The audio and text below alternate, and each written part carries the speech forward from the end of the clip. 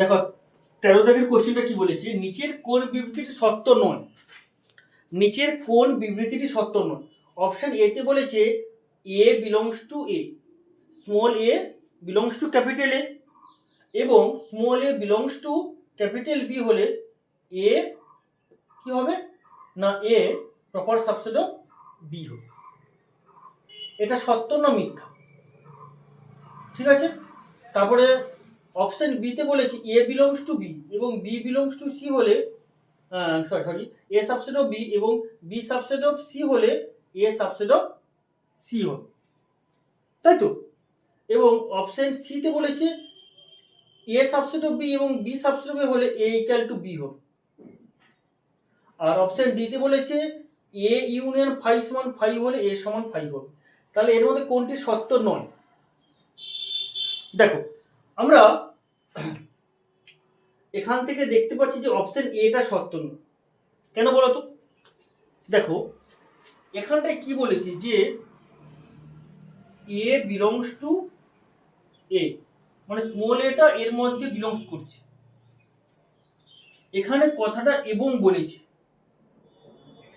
যদি এটা implies that থাকতো যে small a belongs to capital A implies that small a belongs to capital then তখন কি হতো বলতো? তখন এ সাবসেট অফ বি হতো।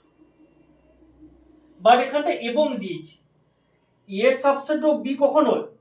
এ সাবসেট অফ বি হয় যদি এই যে স্মল এটা একটা এলিমেন্ট ধরা হলো, এটা যদি ক্যাপিটাল এর মধ্যে আছে এবং সেই এলিমেন্টটা যদি বির মধ্যে আছে, ঠিক আছে, তাহলে এটা ইকুয়াল টু হতে হবে। এটা কি হতে হবে? ইকুয়াল টু হতে হবে। বাট এখানটা এবং বলেছি, তাই এটা সত্য নয়। ক্লিয়ার? এর জন্য অপশন এটা হবে। অপশন বি তে কি বলেছে দেখো দেখি, A subset of B B subset of C, তাহলে তো এ সাবসেট অফ সিটা হবে A subset of B B subset of C, তাহলে এ সাবসেট অফ সি তো হবেই, এটা হবে না? আবার A subset of B B subset of A হলে কি হবে? এ সমান বি হবে। এ বি এর সাবসেট আবার বি এ এর সাবসেট, এ বি এর সাবসেট আবার বি এর সাবসেট কখন হবে না যদি এ আর বি দুটো সেট সমান হয়। আর অপশন ডি তে এ ইউনিয়ন ফাই সমান ফাই, মানে এর সঙ্গে ফাই ইউনিয়ন করলে যদি ফাই হয় তাহলে নিশ্চয় এটাতে ফাই হবে। ওকে, তাহলে সত্য নয় অপশন ডি। চলে আসি 14টা, নিচের কোনটি 12 সংখ্যাটির উৎপাদক বলেছে? তো সহজ, 12 উৎপাদক কি কি হয়? 12 উৎপাদক ফ্যাক্টর কি কি হয়? 1 হবে, 2 হবে, 3 হবে, 4 হবে, সরি 6 হবে এবং 12 হবে। মানে 12 দিয়ে কোন কোন উৎপাদক, মানে কি মানে 12 দিয়ে মানে 12টা কোন কোন সংখ্যাতে বিভাজ্য। 1 দিয়ে তো হবে, 2 দিয়েও হবে, 3 দিয়েও হবে, 4 দিয়েও হবে, 6 দিয়েও হবে, 12 দিয়েও হবে। তাহলে এই 1 2 3 4 6 12 কোন অপশন আছে? এখানে কোনো 1 নেই, তাহলে এখানে অপশন ডি একটা সঠিক। তাহলে এখানে অপশন ডি একটা সঠিক। ক্লিয়ার? আচ্ছা, তারপরে চলে আসি 15টা, নিচের সেটগুলির মধ্যে কোনটি শূন্য সেট? নিচের সেটগুলির মধ্যে কোনটি শূন্য সেট? অপশন এ তে বলেছে দেখো সেটের মধ্যে একটা এলিমেন্ট আছে 0, এটা কিন্তু শূন্য সেট নয়, এটা শূন্য সেট নয় কারণ এখানে একটা এলিমেন্ট আছে। অপশন বি তে এটাও শূন্য সেট নয়, 5 সেকেন্ড ভেক্টরের মধ্যে মানে সেটের মধ্যে 5 আছে, এটাও শূন্য সেট নয়। অপশন সি তে কি বলেছে না x has that x একটি পূর্ণ সংখ্যা এবং 1 less than x less than 2, তাহলে 1 এর থেকে বড় 2 এর থেকে ছোট কোন পূর্ণ সংখ্যা আছে? পূর্ণ সংখ্যা কি কি হয় আমরা কি জানি যে পূর্ণ সংখ্যা কি কি হয় বলো তো? মানে 0 1 2 -1 -2 থেকে শুরু করে ডট ডট করে, তাহলে এগুলো সবগুলো হচ্ছে পূর্ণ, মানে এই যে সংখ্যাগুলো সবগুলো হচ্ছে পূর্ণ সংখ্যা। এগুলো হচ্ছে কি না হচ্ছে পজিটিভ আর এগুলো হচ্ছে নেগেটিভ। তাহলে এখানে 1 2 3 4 -1 2 3 4 এগুলো সব কিছু হবে, কিন্তু 1 এর থেকে বড় 2 এর থেকে ছোট কোনো কি পূর্ণ সংখ্যা আছে? না, বলো 1 এর থেকে বড় 2 এর থেকে ছোট কোনো পূর্ণ সংখ্যা আমরা পাবো? পাবো না, তাই এইটাই হবে শূন্য সেট। মানে এখানে কোনো এলিমেন্ট নেই, 1 এর থেকে বড় 2 এর থেকে বড় এলিমেন্ট আছে, অনেক এলিমেন্ট আছে, ধর না 1.2, ধর না 1.2, 1.5 হতে পারে, কিন্তু বাট সেগুলো হচ্ছে পূর্ণ সংখ্যা নয়, পূর্ণ সংখ্যা বলেছি। অপশন ডিটা আমরা দেখে নেব, এক্স একটি বাস্তব সংখ্যা এবং 1 এর থেকে বড় 2 এর থেকে ছোট। হ্যাঁ, 1 এর থেকে বড়, আমি এখন যে কথাটা বললাম যে 1 এর থেকে বড় 2 এর থেকে ছোট বাস্তব সংখ্যা তো অসংখ্য আছে, কারণ 1.001, 1.01, 1.005, 1.5 অসংখ্য থাকতে পারে, তাই তো? তাহলে 1 এর থেকে বড় 2 এর থেকে ছোট বাস্তব সংখ্যা অসংখ্য আছে, তাই এটা শূন্য সেট নয়, তাহলে শূন্য সেট এটাই হবে।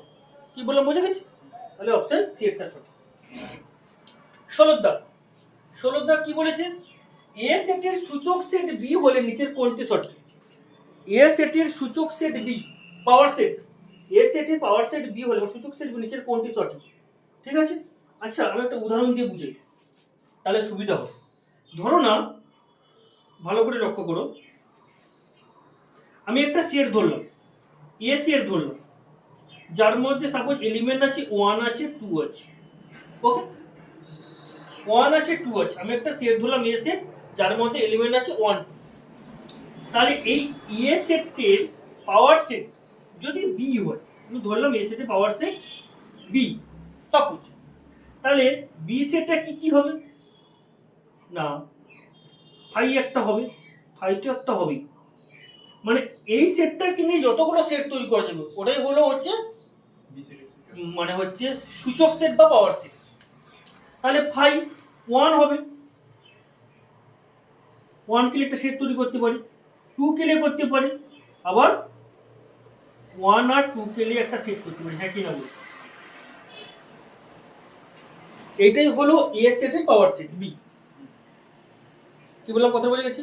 তাহলে এটাই হলো এ সেটে যদি 1 2 ধরা হয়, তাহলে এ সেটের পাওয়ার সেট যদি আমরা বি ধরি, তাহলে বিটা হবে এইটা, মানে এই 1 2 কে নিয়ে কতগুলো আমরা সেট তৈরি করতে পারবো, ওটাই তো পাওয়ার সেট।